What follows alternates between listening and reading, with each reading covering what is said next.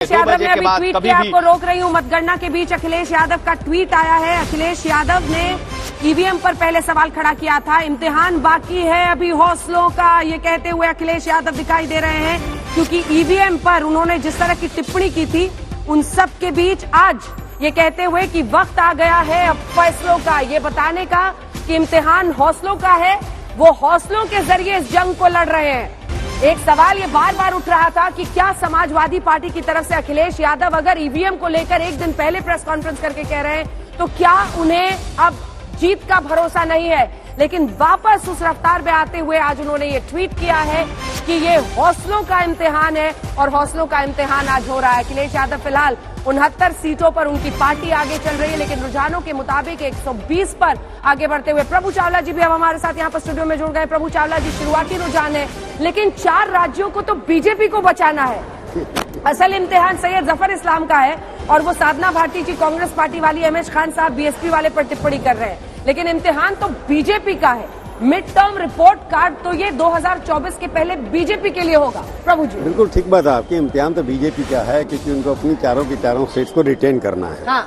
और उसके बाद कहीं ना कहीं बढ़ोतरी भी करनी है। पंजाब में उनकी हालत क्या होगी ये भी देखने वाली बात है, पहले भी अच्छी नहीं थी अगर, पर उसमें सबसे बड़ा इम्तिहान ये है कि पहले से ज्यादा सीटें आती हैं या नहीं आती हैं। अगर 330 से 333 सीटें बनती थी उनके बाद यूपी के अंदर, उससे कितनी कम होती है या बढ़ती हैं। इस तरह गोवा के अंदर जिस तरह सरकार बनाई थी उसमें क्या होता है, पंजाब में क्या होता है, मणिपुर कोई डाउटफुल भी नहीं था। इम्तिहान उनका ये है ना केवल कि चारों स्टेट को बचा के रखें, अपनी वोट परसेंटेज कितने बढ़ाते हैं और अपनी सीटें जो उनके पास पहले थी उनसे बढ़ोतरी होती है कि नहीं होती है। एंडोर्समेंट तब होता है इनकम्बेंसी का जब पहले से ज्यादा सीटें भी आए।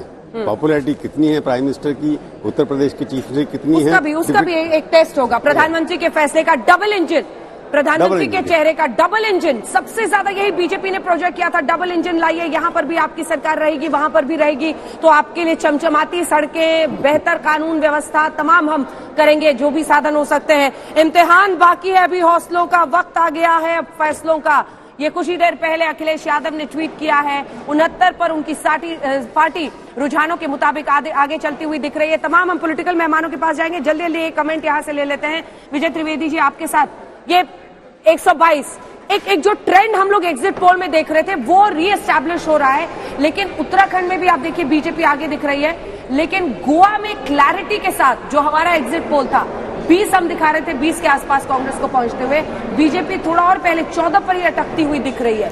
4 पर तो बीजेपी का ही एग्जाम है सर।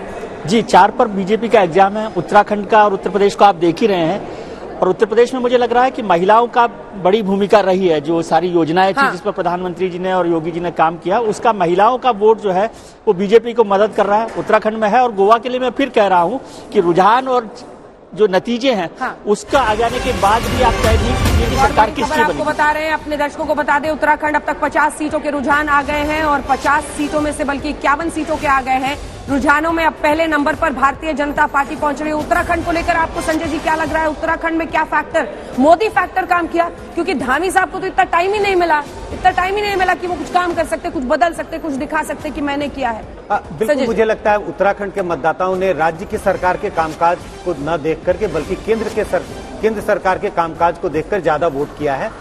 इनिशियल रुझान है वो बता रहे हैं बीजेपी आगे, बीजेपी ने बढ़त बनाई हुई है कांग्रेस पर। मुझे लगता है ढेर सारे एग्जिट पोल भी इसी ओर संकेत कर रहे थे, तो कुल मिला के संकेत इस ओर हैं कि उत्तराखंड की जनता ने मोदी के नाम पर ज्यादा वोट किया, न कि धामी के नाम पर, क्योंकि धामी जी की सरकार तो सिर्फ 6-7 महीने ही रही है। बिल्कुल अग्निहोत्री जी, ये गोवा जल्दी से देखते हैं, 20 सीटों पर और 4 पर टीएमसी प्लस। ममता बनर्जी ने बहुत, उनकी अरविंद केजरीवाल की भी थे, लेकिन ममता बनर्जी की खूब सारी होर्डिंग्स लगी थी, खूब प्रचार किया, खूब उन्होंने प्रचार में तो ममता बनर्जी गोवा में लोग बताते हैं 1-2 तो चाहिए होंगे। अभी तो मामला दोनों का ही लटका लग रहा है, एक तो चाहिए ही होगा कांग्रेस को।